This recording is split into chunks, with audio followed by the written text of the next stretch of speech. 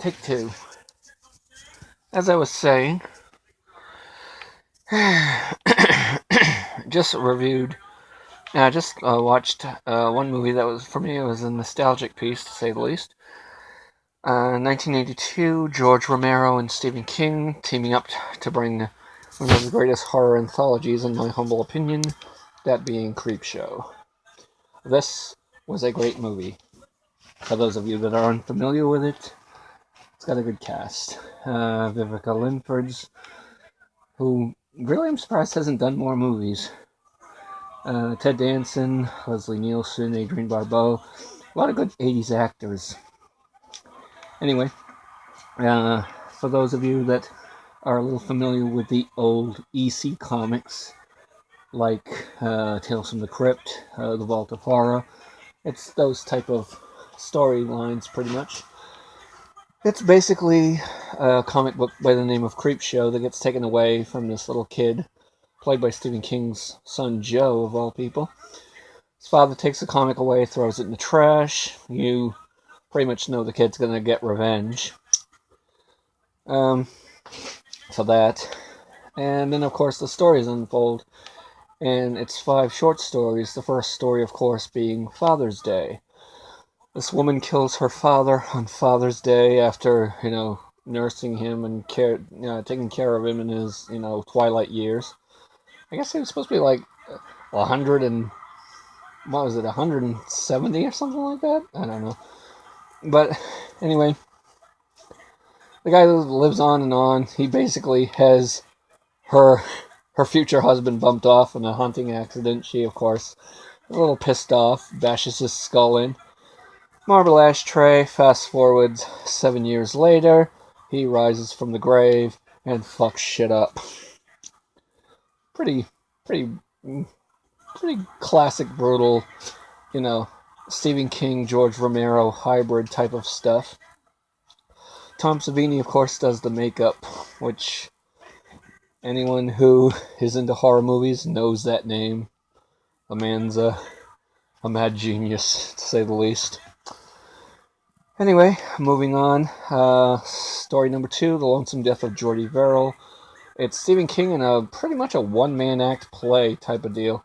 A media crashes. He gets burned by it. He gets blisters. He turns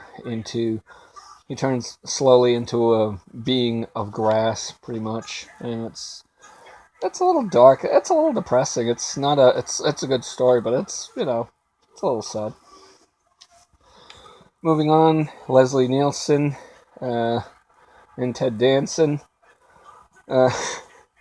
Basically, Ted Danson gets buried up to his head in sand at the ocean, and of course, I guess Leslie Nielsen was married to the girl who was in Dawn of the Dead, of all things. So, of course, they're going to come back from the dead, and they're going to basically hunt his ass. Spoiler, sorry. But, it's kind of short stories anyway. Hal Holbrook and Adrienne Barbeau are in the next one, known as The Crate. The Crate that basically is this creature, this I don't know what you call it. It's supposed to be from an Arctic expedition. Looks like a cross between a baboon and Satan. Nicknamed Fluffy, apparently, by Tom Savini at one point. Kind of a interesting creature. I always thought they should. I don't know. I mean, that was like one of the longest. That's probably the longest story in that particular movie. I just think they should have done a little more with it.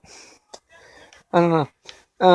And finally, of course, there's E.G. Marshall and a bunch of cockroaches, and they're creeping up on you, and it looks like every Orkin man's nightmare revenge scenario via the cockroaches, because the cockroaches pretty much fucked some shit up. I don't know how to be more eloquent than that. I guess there's no other way too. In any event, was Creep. Oh, and in case you're wondering, the little kid who got his comic book thrown away, let's say he he,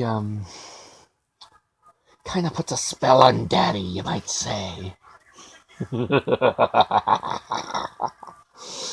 any event, this has been the Demonic Dollhouse.